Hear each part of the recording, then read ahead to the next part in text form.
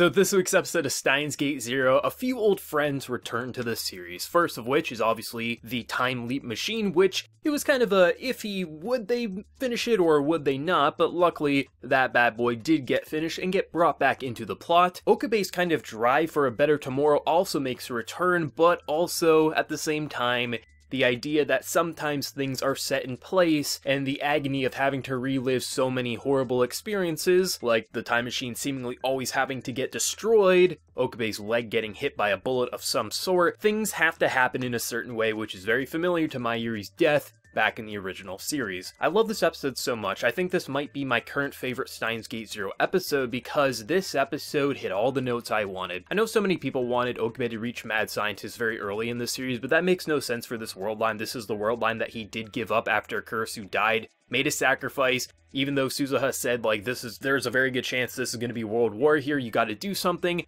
That's probably in the future. He's lived so much horrible shit, let him just have everything else. You know, she died so everyone else could live, but now that he's seen what's happened, that even if he saves Mayuri here, a couple of days later, everything in the world's going to be war-driven, and there is no good future here, and her sacrifice is for nothing. We needed to build up to this moment. He has the drive, he wants to fix this, and he doesn't care how much he has to suffer. He's suffered so much, he knows what he's getting himself into. He's willing to do it to make sure everything is fixed, and I love that drive. I love how this episode functions, starting off with the three of them, Daru, Maho, as well as Okabe, arguing about, like, you guys have to try, do you think we haven't tried already? Where the hell have you been? You've been sitting around doing nothing, and then Maho kind of pushing her own ego away, saying, like, I wanted to do this myself, but how did Kurisu make the Time Leap Machine? And I like the kind of reintroduction of how it works. You know, the TV downstairs hacking into CERN, it felt so reminiscent to the original series, but because if this would have happened early in the series, I feel like it may have felt a little too familiar to the original series, but now that we've seen 18 episodes of pretty much all new scenery and settings, having the familiarity return so late in the anime, it doesn't feel repetitive, but rather refreshing, and I quite like that. And just seeing how the Time Leap Machine does end up getting built, but at the same time, is it gonna work or not? It feels so nostalgic, and it's just amazing to see how characters like Maho, you know, she has her self-doubt, and I've talked about it plenty in previous reviews, so I'm not going to reiterate it too much here, but the idea that she feels so kind of like she's nothing compared to Kurisu, which is her Mozart. The idea that AI Kurisu has been rooting her on, and having her return after Daru ends up hacking into CERN and everything like that, it's just like, it's so nice to see her arc kind of come full circle and have her kind of believe in herself. You know, sometimes you need that helping hand, but it doesn't mean that just because she has to use some of Kurisu's knowledge, you know, getting the database, kind of using the TV downstairs. This is such an important mission that it doesn't matter, and you just feel like you want to root for a character like her, and she doesn't feel pointless. Like, when everyone's in the apartment, and then there's two characters, Ferris and, you know, Ruka kind of like serving tea and things like that, it's like, that's pretty useless,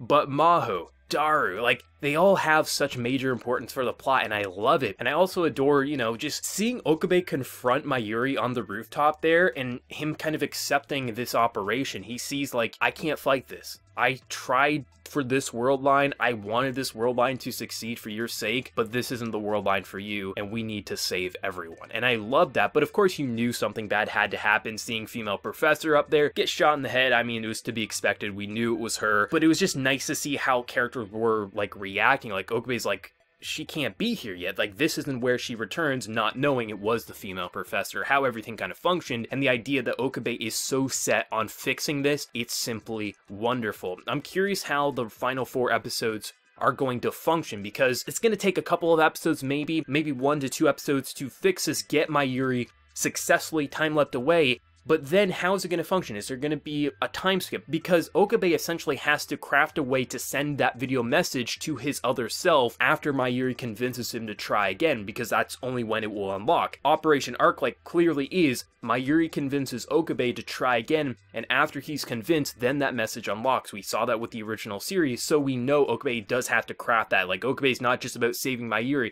it's also about creating the tech. So are we going to have a time jump? Or is it going to happen not too soon after? Like, I'm very curious to see how that is all going to wrap up, and ultimately how much of World War III we will see. It's going to be very fun to see nonetheless, but I love how the music was working. It wasn't too in your face. We're hearing some familiar tracks, of course, but how they were playing those tracks really set the mood, especially in the intro scene when everyone was arguing. It was so The directing was on point here. I really love this. Like, this is the type of stuff that really highlights Steins Gate so well. The character writing was on point. The interactions were just so engaging. Eyes glued to the screen. I was just thinking, like, the tension is high, but seeing Okabe kind of rise to the role, like, I don't care how much it's going to take, I'm going to succeed this. Having Maho say, like, Kurisu was loved by God, like, she looks at Okabe as God, like, holy hell, like, I mean, I don't disagree with that statement, but it's like, okay, that's a bold claim right there. But seriously, this episode of Steins Gate Zero, it was just absolutely thrilling. I loved it so much. Just when Steins Gate gets it right, goddamn do they get it right. Let me know what you're thinking.